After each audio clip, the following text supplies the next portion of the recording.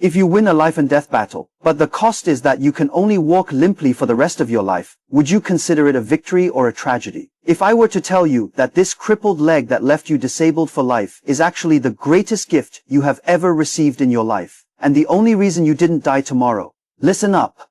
If you are currently in your 30s, 40s, or even 60s or 70s, if you are lying in bed all night, staring at the ceiling, overwhelmed by debt, broken marriages, career bottlenecks, or deep guilt for the past. If you feel like you are battling an invisible monster in the dark and you are about to lose control, then the next few minutes will be the most important words you've ever heard in your life.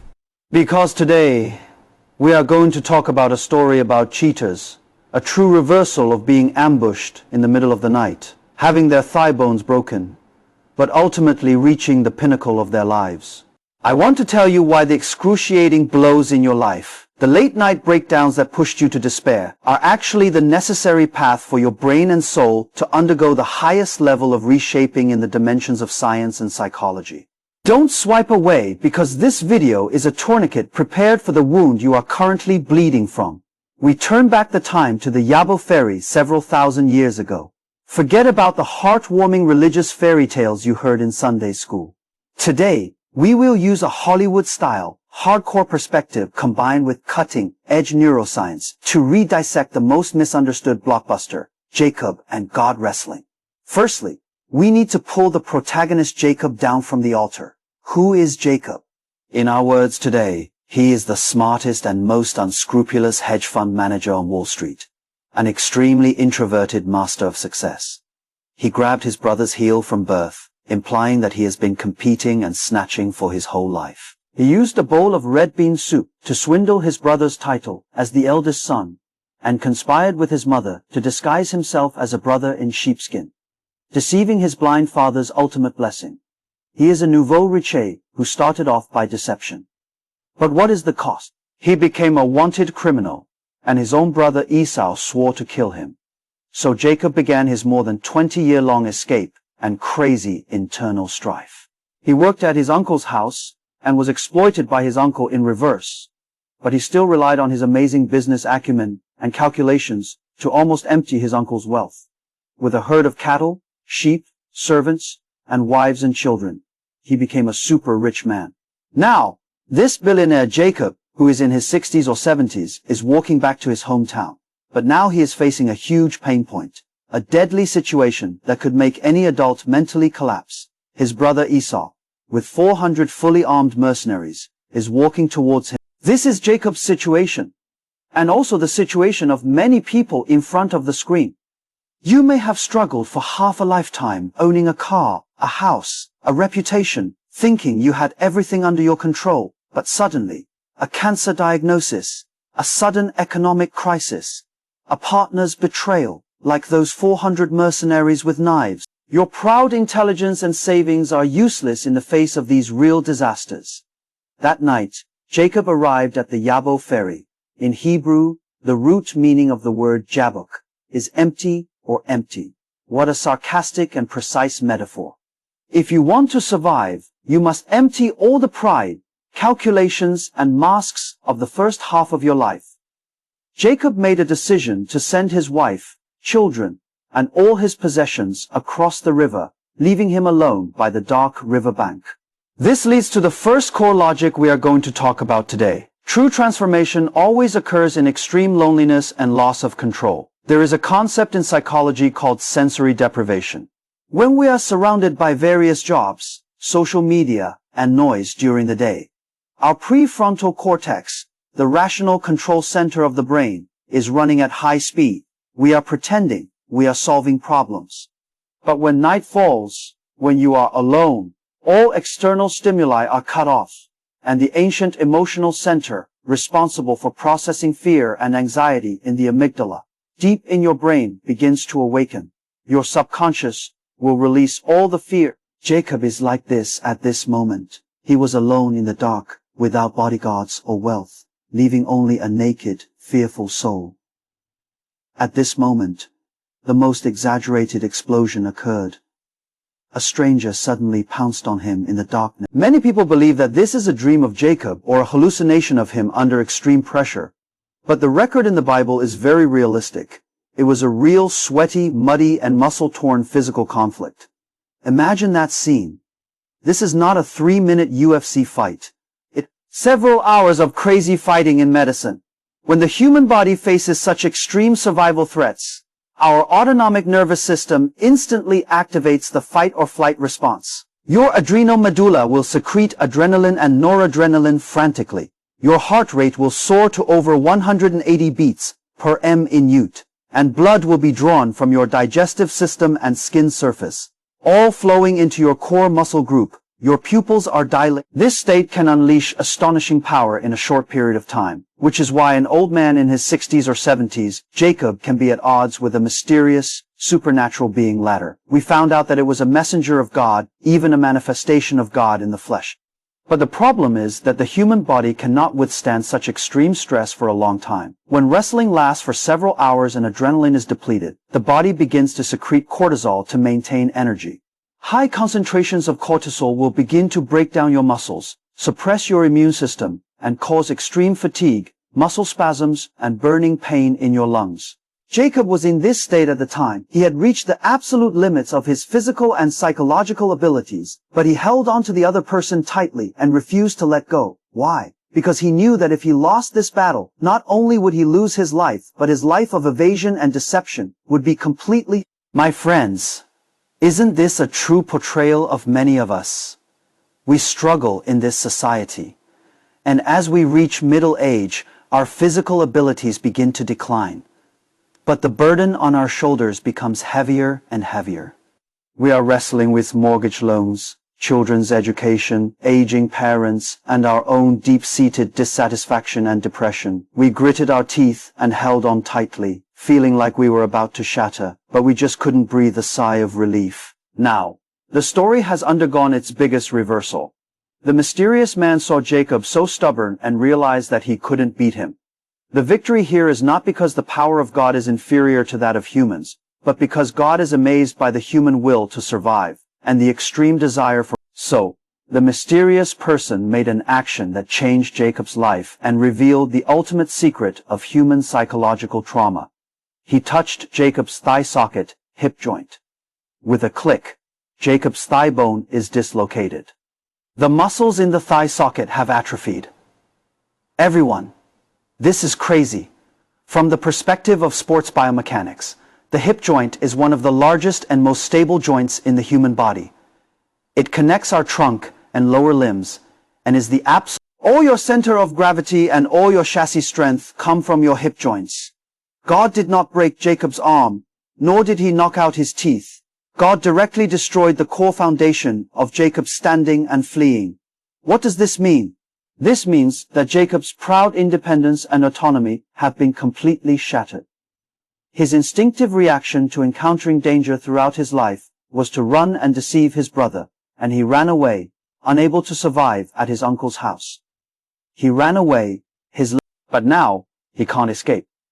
His center of power has been shattered. This sounds like a tragedy, doesn't it?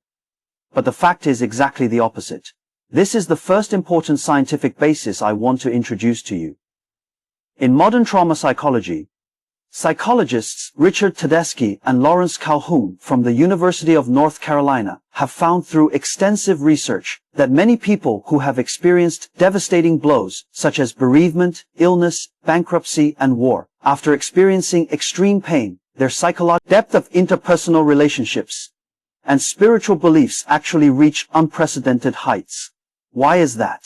Neuroplasticity tells us that when a huge trauma shatters your existing cognitive framework, the illusion that you have control over everything, your brain is forced to establish. It is like demolishing a crumbling illegal building in order to rebuild a sturdy building on the ruins. Jacob's dislocated thigh was caused by the directional blasting that destroyed the illegal building. Let's take a look at a real case. I know an entrepreneur from Silicon Valley, and we call him David. At the age of 40, David founded a technology company that was about to go public. He worked 16 hours a day and felt like the king of the world. He controlled everything, but at the cost of his wife leaving him. He doesn't care. He thinks as long as he has money and status, everything can be bought back. Until one day, After a high-intensity roadshow, he suffered a severe cerebral hemorrhage in the hotel bathroom. He lay in the intensive care unit for 3 weeks. His thigh bone was broken. David spent a hellish year in the rehabilitation center. At first, he was filled with anger, cursing fate. He tried to use his right hand to type the keyboard with one hand, attempting to continue controlling his empire. But one late night, looking at the street lamp outside the window, he suddenly collapsed and burst into tears. He realized that he had been pursuing elusive things all his life, winning the business war but losing his entire life. At that moment, he leaned on a cane and walked with a limp, but the arrogance and impatience in his eyes disappeared, replaced by a profound calmness and empathy. He withdrew from the daily management of the company, established a rehabilitation foundation dedicated to helping stroke patients, and spent a lot of time accompanying his daughter to be readmitted. He told me, if that cerebral hemorrhage hadn't taken away half of my body control, I might already be a lonely and cold-blooded billionaire who died at my desk now. I traded back my soul at the cost of hemiplegia. David's cane. When Jacob's thigh dislocated and severe pain spread throughout his body, he could no longer stand. He could no longer confront God. So what did he do? This cunning old swindler, who had been cunning all his life, made the greatest and most real move of his life. He hugged the opponent who had broken his body, crying and pleading. This detail is added in Hosea 12:4. He fought against the angel and won. Crying and pleading, Jacob said, if you don't bless me, I won't let you go. Please. A few hours ago, he was fighting against God with his own strength, trying to knock God down. Now, he has lost all his power and can only limp in the arms of God, like a helpless baby. Admitting his complete. This is the ultimate mystery of faith. We do not win God's blessing by showcasing our strength. We welcome God's embrace by acknowledging our broken selves. The surrender experiment in psychology also confirms this point. When you stop using your ego to fight against the laws of the universe, when you admit that you cannot control everything, the neural network responsible for excessive alertness and anxiety in your brain will gradually calm down, and your parasympathetic nervous system will begin to take over. You can actually live more smoothly in this world. Faced with Jacob tightly clinging to himself, God asked an extremely profound question. God asked, what is your name? Does God not know his name? Of course I know. Why do we have to ask? Everyone, when was the last time Jacob was asked this question? Decades ago, when Isaac, the blind father, touched the sheepskin disguised on his body and asked him, my son, who are you? Jacob told a huge lie and said, I am your eldest son Esau. Jacob lived his entire life in the shadow of others. He never dares to face his true self. But today, on this late night with a broken thigh, facing this supreme being, he could no longer lie. He spat out the name that made him ashamed for a lifetime. My name is Jacob. Jacob. When he said this sentence, he was confessing the deepest level of psychological trauma. He is saying, yes, I am a fraud. I am a jerk who has been calculating others and extremely lacking in security all my life. This is the real me. The most crucial and difficult step for psychologists in conducting deep psychological therapy, such as psychoanalysis or cognitive behavioral therapy, is to have patients face and speak out loud about their inner shadow. Carl Jung once said, a person cannot reach heaven without experiencing their own inner hell.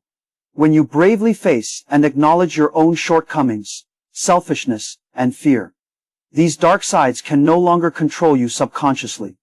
The truth will grant you, God said, your name shall no longer be Jacob but Israel, because you have won against both God and man.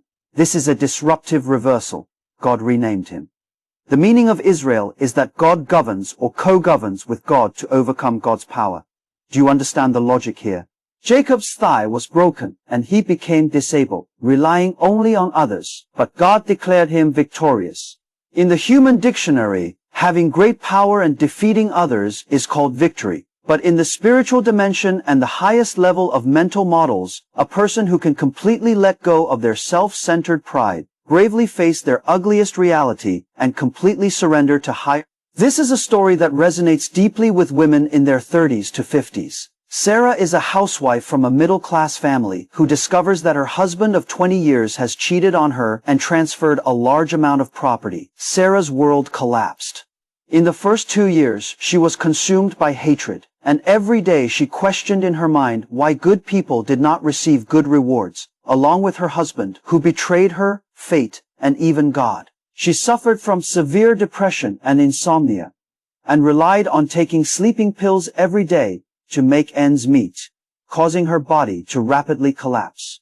Later, she joined a group for deep trauma healing. In a psychodrama therapy session, her mentor, Sarah, cried bitterly in front of everyone, finally admitting a fact she had never dared to admit. The reason why I was so painful was not only because he betrayed me, but also because I had been trying to control him, attaching all my value to him. I am afraid of losing him because I feel, when Sarah admitted her inner fear and extreme dependence her nature, she seemed to experience a spiritual dislocation. She let go of her hatred, not because she forgave the scumbag, but because she decided to let go of herself. 5 years later, she became an excellent marriage and family counselor. She often uses her own stories to help women who are experiencing the trauma of divorce. Sarah told me that the betrayal completely broke my spiritual spine, but it was precisely because my spine was broken that I realized I could grow. Although I still have post-traumatic effects on my relationship, that was her limp. I am no longer the resentful woman who worries about gains and losses.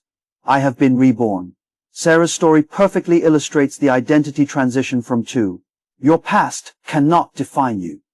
The mistakes you have made and the injuries you have suffered cannot define you. When you are willing to empty yourself in front of God, God will give you a brand new identity. You are no longer the victim.